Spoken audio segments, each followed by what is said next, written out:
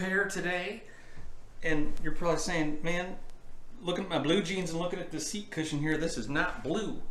Well, it's Pelham Blue, not from the factory actually. This one was repainted at some point, so I had to mix up my own little batch of blue and then spray amber over the top to make it appear green-ish. You know, it's more like an aqua, turquoise-ish, bluish green kind of thing. I kind of got the neck a little more green than the back. There was a spot right there where the previous painter sprayed a little bit too much amber in the clear coat right there. You can see that spot.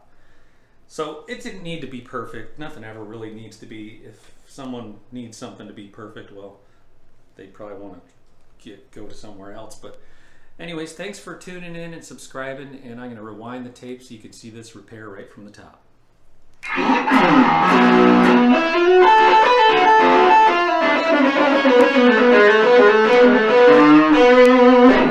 So this one had the big crack here, and it had the big cracks here from having the neck reset and the headstock broken. So I really just wanted to fill in those cracks before painting it blue. And what you got to be wary of is when you have a deep crack and you put blue in there, it's going to be a darker shade of blue. So I filled the crack. One thing you can do is fill the crack and then paint a primer and then the blue. But what I did is I just filled the crack with epoxy putty, which is a kind of a beige color, a skin tone almost, which is good enough as to work as a primer. Then I sprayed the blue, and this is how I got the blue. I took automotive paint. It's a darker blue, and I took the first thing I did is I took some lacquer thinner and some white pigment, just a little bit, just a dab. And then these unscrew, and there's a brush inside and a bunch of liquid. So I just poured in some of the dark blue till I got a kind of a light blue, and then I took some India ink, which this color is, you can get this at Michael's Crafts, and you can get this at the auto parts store. This is a turquoise lake blue. Anyways, I got to the point where I was able to get this color, and I sprayed it on, and today I'm ready to spray the amber over top of it and get my greenish or aged Pelham blue. But before I spray, I noticed that some of the fret ends were high and that there were some big voids in the fret slots. Actually, I had noticed before I even took the strings off this guitar, I noticed that it had a horrible up bow, about 20 thousandths of an inch in the middle here between the strings and the frets, with the truss rod tightened all the way as tight as it could be. That's a real problem, and the more neck straightening jobs that I get in, the more I'm starting to realize that people need to be a little more mindful of how deep and how wide they cut their fret slots. Excuse me.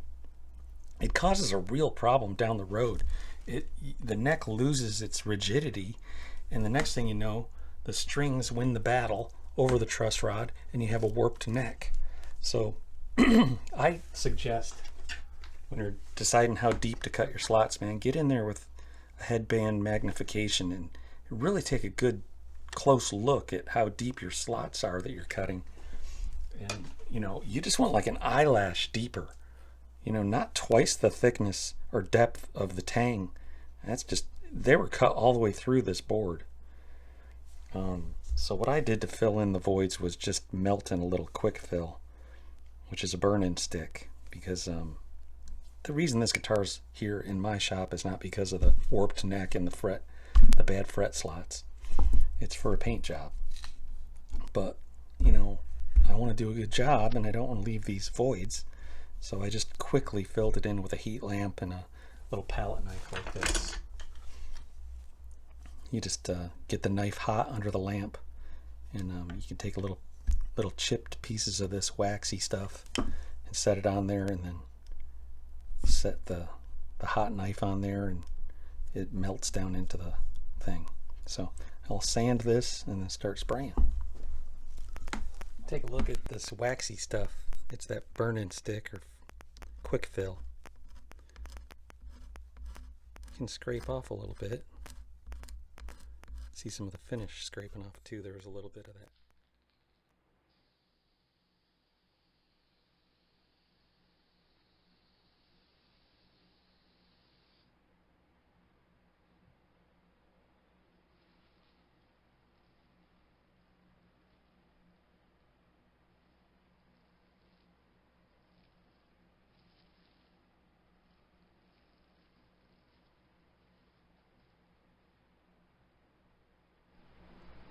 Back in from the spray booth, and truth be told, I don't really have a spray booth. What I have is an entire garage.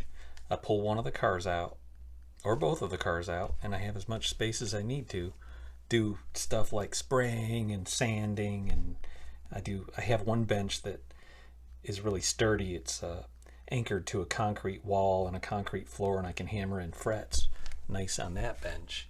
But I always seem to bring everything back inside because I have this whole studio here that I can kind of dial in stuff at the end, including this. So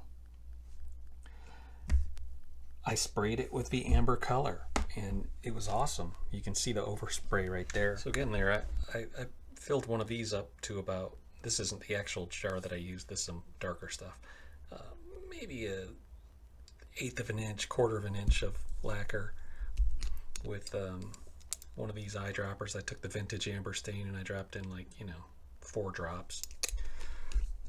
No, I think it was like 5 or 6 drops anyways. I needed to darken it after a few seconds, but it's looking really good. Yeah, okay, right there.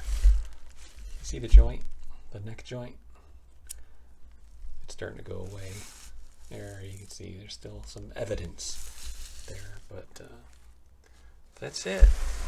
I'll take it back out there to the garage and spray some more today. I'm going to get probably 10 coats and report back.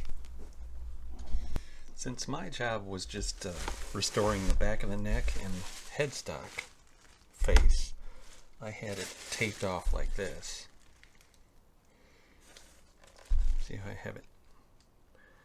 I wanted the clear finish to, I actually had it masked off, the edge of the rosewood masked off when I did the color coat, and then I peeled it off for the amber and clear coat.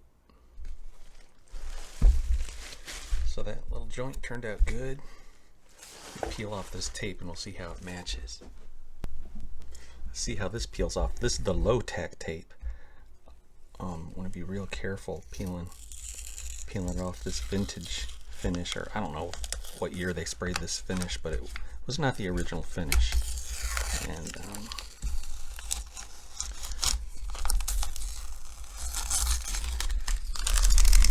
regular painter's tape on the rosewood and on the plastics is okay, but the you want the low-tack stuff on the lacquer. Actually, and what I decided was that this was not lacquer. You can see how they're a little heavy-handed with the amber right there on that spot, that circle. And I was a little heavy-handed with the amber on a couple spots also, so I was kind of curious how this all blends together. Yeah. So you can see right here on the heel, it's a little more green than blue. This is more blue, this is more green, because I sprayed quite a bit of amber over top of that blue right there. So why don't more distributors, retailers sell Pelham Blue paint? After working on this one, I'm guessing, there's that spot they went a little heavy with. It's that they had a lot of cans coming back where people were saying, hey, this wasn't blue enough, or hey, this wasn't green enough, and people really didn't have the capability to understand what you got to do. This is my first time at it again. I'm kind of happy with it. I was a little heavy with the amber. Oh yeah, what it was is this spot right here. I sanded it because the joint was still popping through, and I grabbed the can of Stumac amber lacquer, and I went real quick, just one squirt, and that was so amber that it was ridiculous. I had to wait a day, and I steel wooled some of the amber off, but I still couldn't quite get enough off. This is the greenest part right here. See, it's a Firebrand SG. The toggle's in a weird place, isn't it? Yeah. And that's unusual. This is a different shape too. Cool stuff.